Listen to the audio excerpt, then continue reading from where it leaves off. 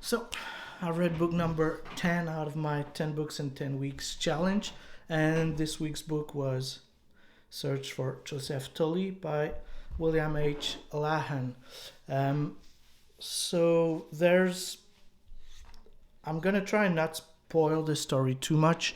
To be honest, though, the only spoiler would be to reveal kind of the ending, uh, because there's a huge, I don't want to say plot twist, but a huge reveal at the end of the book, and I'm not gonna, spoil that. Just warning though, I might be saying some things that could not reveal it, but if you're currently reading the book, might point towards what's gonna happen, and you might guess it. So once again, if you've not read the book yet, or if you're reading it, just come back to the video, because mild spoilers. But same as before, first part's going to be kind of spoiler free, then second part's going to contain some spoilers.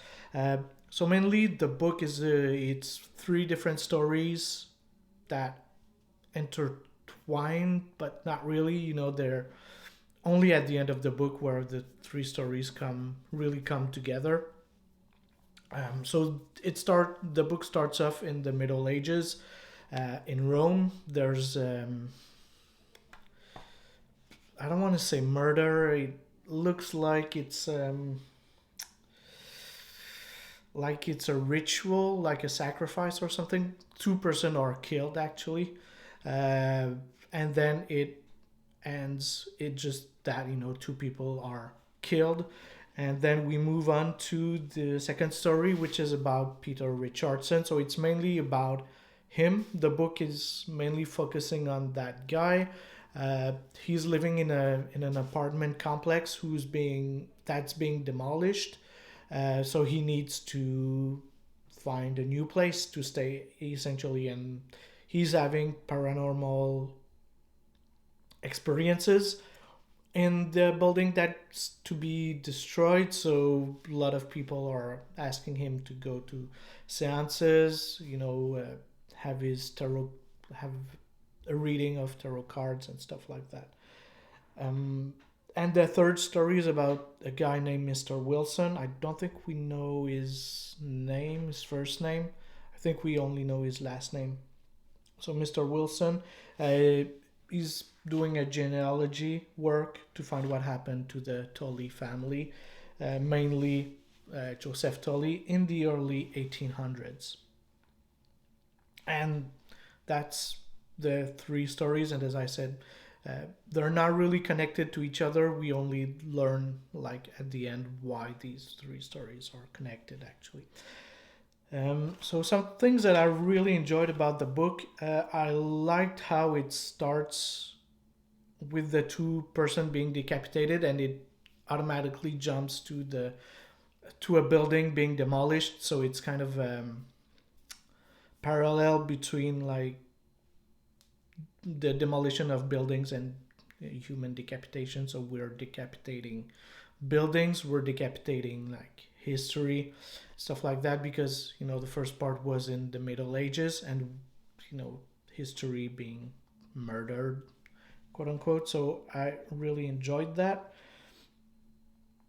I like how when near the end of the book, um, so yeah, we're jumping into spoilers right now, mild spoilers. Once again, I'm not gonna spoil the end.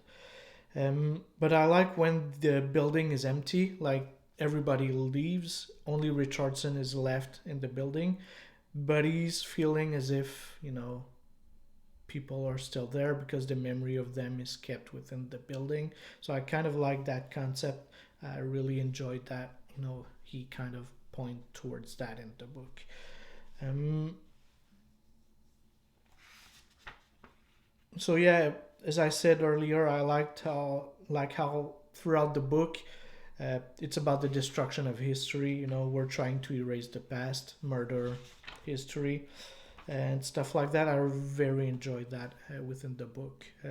Mainly using, like, a historical building being demolished to kind of symbolize That being said, definite thumbs up. Go read that book. I very enjoyed it. Only concern I have with the book, only thing I didn't like was that it ends a bit abruptly in my mind. I feel like the ending was a bit rough and in your face. I feel like the end of the book was like the ending of a short story. Like he looked at in the mirror and he was the monster all along, or something like that. That's not the end of the book. That's the H.P. Lovecraft short story. But I feel like the book had that same kind of ending. I would have enjoyed if it was better explained, like a bigger ending than that. Maybe just write 2 more pages or something towards the end.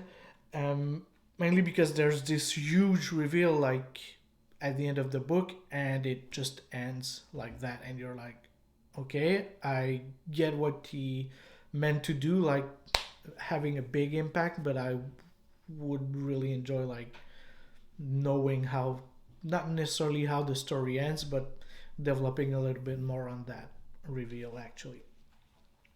But that's it for the review of the book, though. Next week